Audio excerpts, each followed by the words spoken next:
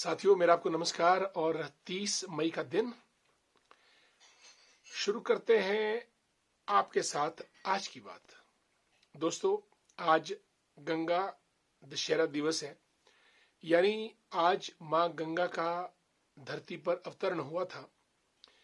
और इस मौके पे स्नान करना, तप दान करना शुभ माना जाता है।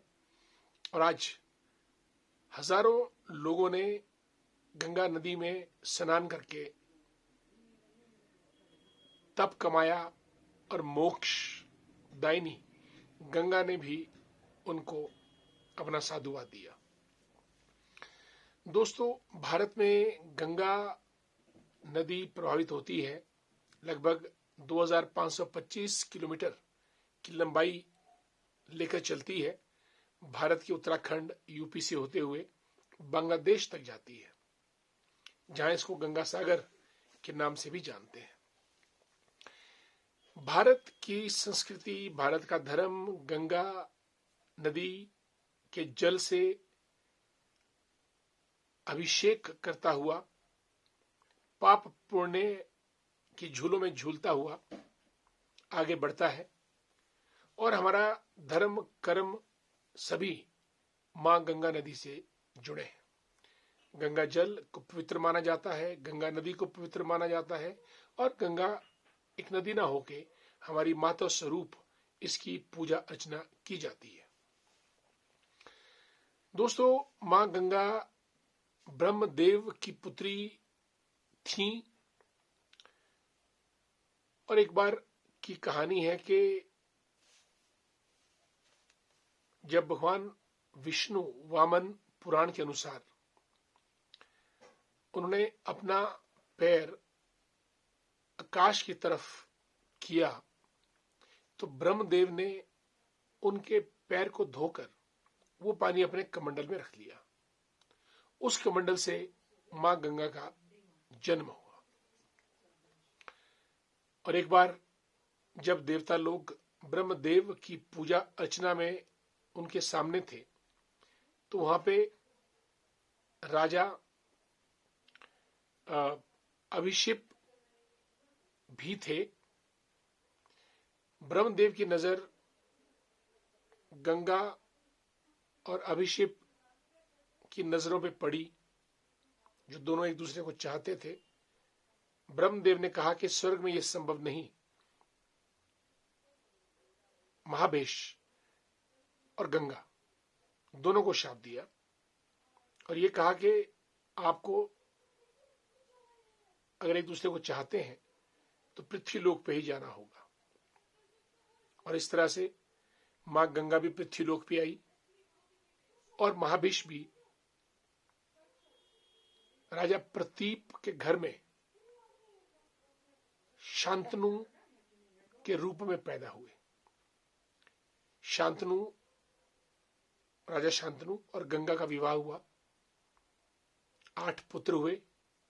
7 को गंगा ने पानी में बहा दिया, क्योंकि ऋषि वशिष्ठ ने उनको शाप दिया था कि उनकी मुक्ति इसी तरह से होगी।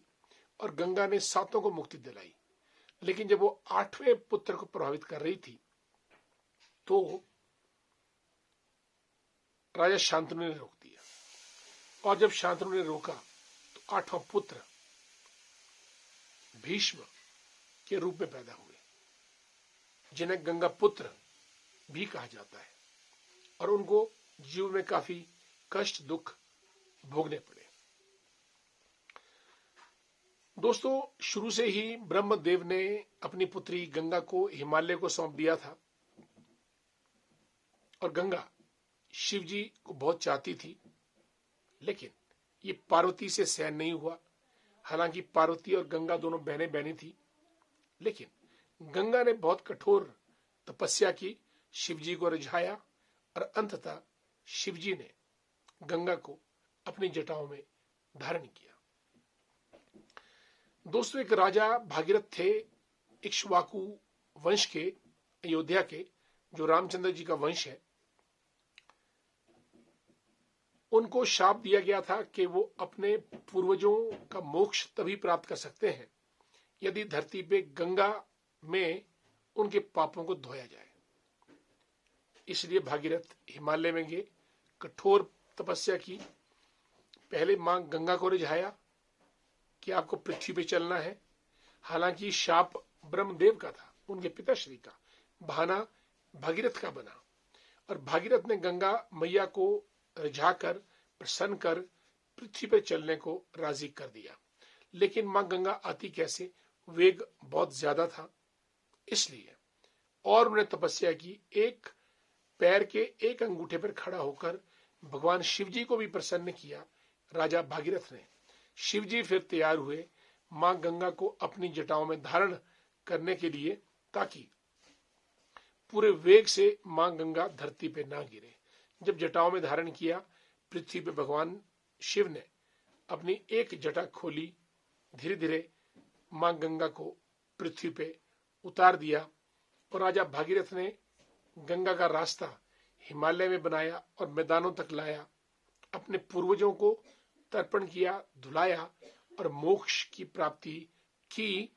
इस तरह से गंगा की मैंने आपको छोटी सी कहानी सुनाई। इस तरीके से गंगा ब्रह्मदेव से लेकर स्वर्गलेख से होती हुई शिवजी की जटाओं के द्वारा भागीरथ के प्रयासों से धरती पे आई और धरती पर भारत को समृद्ध, शक्तिशाली, वैदिक, धार्मिक, सनातन देश होने का गौरव प्रदान किया। और देश का एक एक आदमी मां गंगा से जुड़ा है। आज गंगा अवतरण दिवस, गंगा दशहरा के दिवस पे, जो कि ज्येष्ठ मास के शुक्ल पक्ष की दशमी को हर साल मनाया जाता है और ये तिथि आज 30 मई को पड़ी है। आप सबको बहुत बहुत बधाई। मां गंगा का आशीर्वाद आप सब पे बना रहे। नमस्कार।